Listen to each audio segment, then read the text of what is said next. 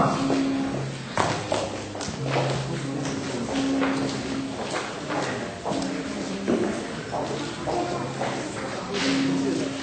Sabbath, everyone. For Mrs. Shirley, I'm very, very sorry because I can preach English in English today because I'm not like the other member in here. They came from university like UNCLA, UNAI, or Michigan, or Untiksani. But me, I'm not come from that level. So I'm very, very sorry. I can't preach in English. Maybe when you visit us next time, I will try to speak English. Baik, saudara-saudara dari Philadelphia juga, selamat datang. Saya untuk bulan berikut ini saya ada jadwal di sana, jadi sebetulnya khotbah ini saya juga siapkan untuk Philadelphia nanti, tapi karena Villa sudah datang berarti jadwal saya sudah terpenuhi. Baik saudara-saudara sekalian, pertama-tama saya ucapkan banyak terima kasih for my wonderful wife for a children's story. So this is the first time she brought a children's story with a English language, usually in Langwan language. Terima kasih Elder Michael Kesul for the beautiful song.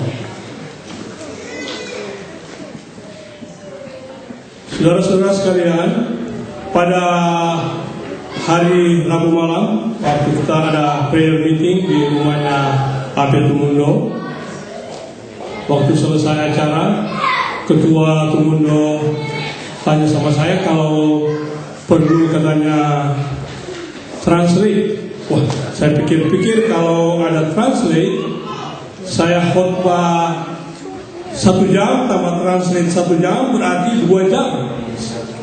Kita akan ada acara khotbah 2 jam. Nanti makanan yang sudah disediakan oleh ibu-ibu sudah semua dingin. Baik saudara-saudara, khotbah saya berjudul Hai umatku, keluarlah daripadanya. Judul ini saya ambil dari Wahyu 18. Kalau saudara baca Wahyu 18, di sana ada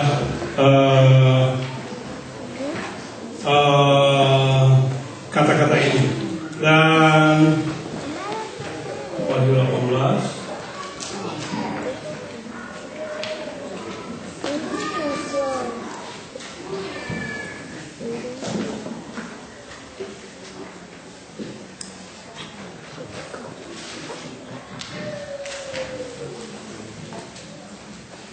Kalau di sini dia katakan,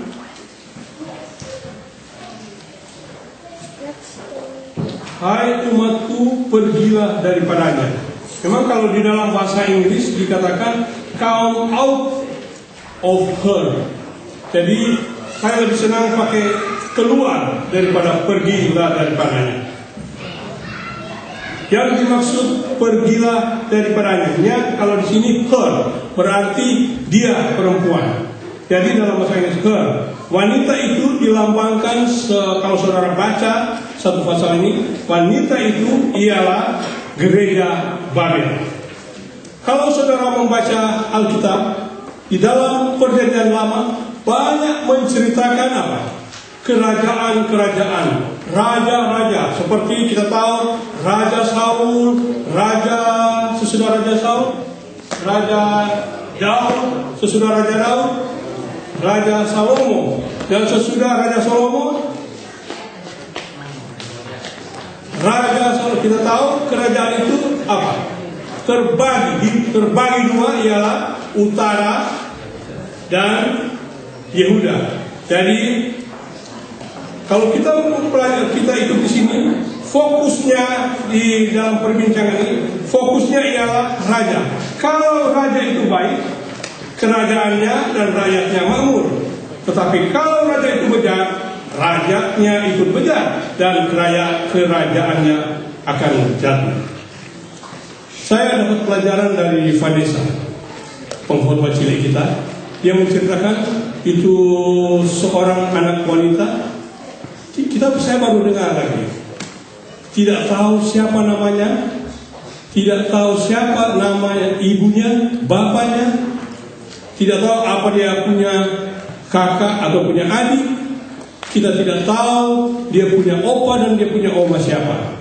Tapi pada saat ini saya mau ceritakan seseorang yang kita tahu dia. Kita tahu siapa anak-anaknya, kita tahu siapa kakak beradiknya, kita tahu siapa opa-opa dan oma-omanya. Ialah Salomon, Raja Salomon. Cerita ini saya ambil dari 1 Raja-Raja 11 dan saya ambil dari para nabi dan raja atau Alfa dan Omega jilid 3. Kalau saudara baca-baca buku ini, saya kira kalau berkhotbah tinggal tambah saja. Saudara-saudara sekalian, saudara baca di sini. Saudara-saudara, gampang sekali. Jadi cerita ini saya ambil dari 1 Raja-Raja 11 dan Alfa dan Omega jilid 3. Adapun Raja Salomon mencintai banyak perempuan asing. Padahal tentang bangsa-bangsa itu Tuhan telah berfirman kepada orang Israel, janganlah kamu bergaul dengan mereka, dan mereka pun janganlah bergaul dengan kamu, sebab sesungguhnya mereka akan mencondongkan hatimu kepada Allah mereka. Hati Salomo telah terpaut kepada mereka dengan cinta, sebab pada waktu Salomo sudah tua, istri-istrinya itu mencondongkan hatinya kepada Allah lain, sehingga ia atau Salomo tidak dengan sepenuh hati berpaut pada Tuhan Allahnya seperti Daud ayahnya. Saudara, saya tidak tahu apa hubungan usia lanjut dengan pengalaman Raja Salomo. Kadang-kadang kalau kita masih muda, kita mempunyai ide-ide yang sangat hebat. Dan kita bisa capai ide-ide itu karena kita memiliki tenaga yang sangat banyak.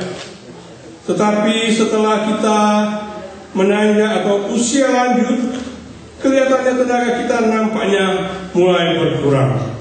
Ya, itulah kita lihat pengalaman dari Salomo. Mungkin karena dia sudah tua, sehingga istri-istrinya dapat mempengaruhi dia. Nah, di dalam 1 Raja-Raja 11 ayat 5, 6 dan 7 dikatakan, ayat 5, demikianlah Salomo mengikuti Asitoret dari orang Sidon, dan mengikuti Milkon dewa kejijikan sembahan orang Amon. Ayat 6, dan Salomo melakukan apa yang jahat di mata Tuhan, dan ia tidak dengan sepenuh hati mengikut Tuhan seperti Daud ayahnya. Pada waktu itu Salomo mendirikan bukit pengorbanan bagi Kamos, dewa kejijikan sembahan orang Moab, di gunung di sebelah timur Yerusalem, dan bagi Molok, dewa kejijikan sembahan Bani Amon. Kita lihat Raja Salomo melakukan banyak hal yang sebenarnya sebagai seorang raja dia tidak boleh lakukan. Sebagai raja sudah diberitahukan dengan jelas bahwa mereka tidak boleh beristri yang banyak, tidak boleh memperbanyak kuda, tidak boleh memperbanyak kekayaan. Tapi Raja Salomo melakukan semuanya itu yang sebenarnya apa? Tuhan sudah berkali-kali kasih tahu tidak boleh. Tapi akhirnya kita sama tahu Raja Salomo Raja Salomo tidak ditolak Tuhan oleh sebab dosa-dosa ini. Raja Salomo ditolak oleh Tuhan sebab apa?